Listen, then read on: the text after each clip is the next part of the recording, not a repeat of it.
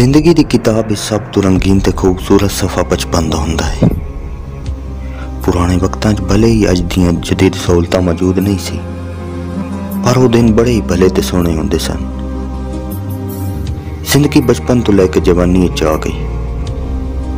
रोजगार दी फिक्र विच वक्त तेजी नाल दौड़ रहा है। जिंदगी की किताब दे वर्के तेजी नाल उलट पुलट रहे ने। वक्त दा पहिया तेजी नाल रवां दवां है, लेकिन इंसान दा पुरानियां यादां नाल रिश्ता हमेशा तो जुड़िया रहा। भावें वक्त चंगा होवे या मंदा। जे गल कीती जावे बचपन दीयां यादां दी ते उन्हां चों स्कूल दीयां यादां सब तो प्यारियां ते सोहणियां ने।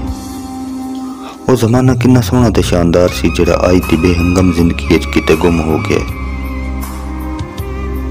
अज मैं नवे दी दिहाई होश संभालण वाले भरावां लई इस वीडियो विच उन्हां खूबसूरत यादां दा तोहफा लेके आया हूं।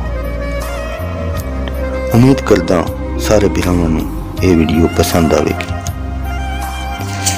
अगे बढ़ने तो पहले सारे भरावां नूं मेरी बेनती है कि अगर तुसी चैनल ते नवे हो तो मेरे चैनल नूं सबसक्राइब करो, वीडियो नूं लाइक ते शेयर करो। ये तुहाडा साडे लई इनाम हुंदा है। ये गल सच्ची है कि जिन्हां दा बचपन नवे दी दिहाई विच गुजरिया है उन्हां कोल अज भी बड़ियां ही दिल फरेब ते खूबसूरत यादां दा अनमुल्ला खजाना मौजूद है। वो लोग अज दे दौर विच कुछ अजीब जी तन्हाई ते उदासी दा शिकार हैं, क्यों जो उन्होंने एक जमाने दे नाल बड़ा कुछ बदलदा वेख्या है। एक दौर नूं दूजे दौर विच बदलण दे नाल नाल वो लोग अपना बहुत कुछ पीछे छड्ड आए ने। अपना बचपन, अपनी छोटी छोटी खुशियां, इत्थों तक कि अपना दिल भी उस जमाने में छड्ड आए ने जेड़े मुड़ के कदे भी नहीं आने। पर इस दौर दीयां यादां साडे दिलां विच हमेशा जिंदा रहणगियां। अज दे दौर विच अगर बिजली कुछ देर लई चली जावे तो लगदा है जिंदगी रुक गई है। ये वो वक्त भी सी जदों बिजली, इंटरनेट वगैरह का कोई वजूद ही नहीं सी, पर लोग खुशहाल ते मुतमिन हुंदे सी। देसी खिजावां, बामे प्यार मुहब्बत, एक दूजे का दुख दर्द वंडण वाले लोग सी।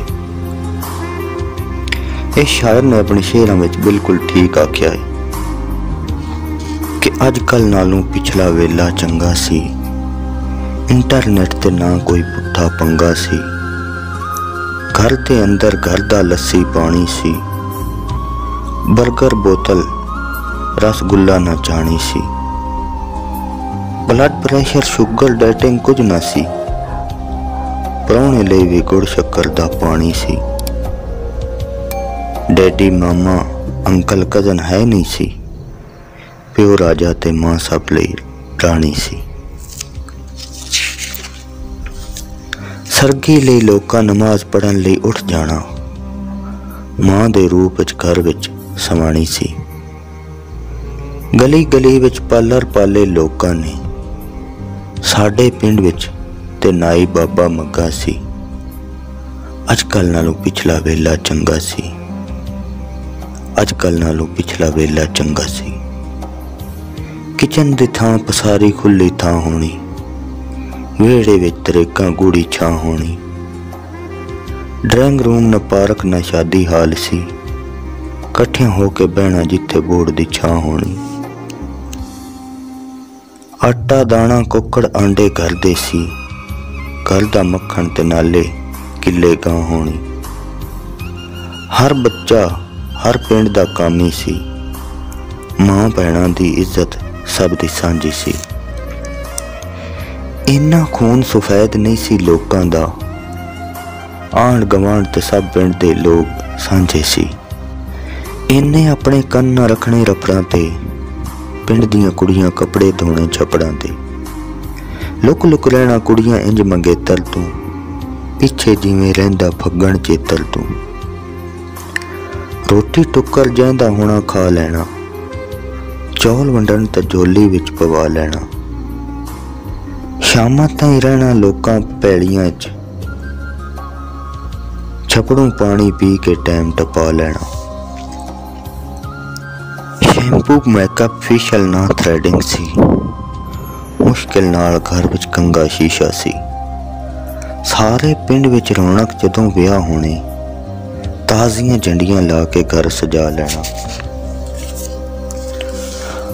ਹੱਥੇ ਵੰਡੇ ਲੱਡੂ ਖਾ ਲੈਣਾ ਤੇ ਜੰਝਾਂ ਰੋਟੀ ਥੱਲੇ ਬਹਿ ਕੇ ਐਵੇਂ ਹੀ ਖਾ ਲੈਣੀ।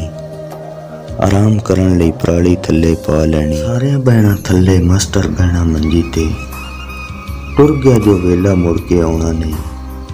ਆਰਜ਼ੀ ਚੇਤਾ ਕਰ ਖਾਉਣਾ ਲੋਕਾਂ ਦਾ, ਹਰ ਕੰਮ ਵਿੱਚ ਬਰਕਤ ਸੀ। ਇੰਜ ਲੱਗਦਾ ਹੈ ਉਹ ਲੋਕ ਕੋਈ ਫਰਿਸ਼ਤਾ ਸੀ। ਧੁੱਪ ਰਹਿ ਗਈ ਨਾ ਉਹਦੀ ਕੋਈ ਛਾਂ ਰਹਿ ਗਈ, ਪਿਓ ਰਹਿ ਗਏ ਨਾ ਉਹਦੀ ਕੋਈ ਮਾਂ ਰਹਿ ਗਈ।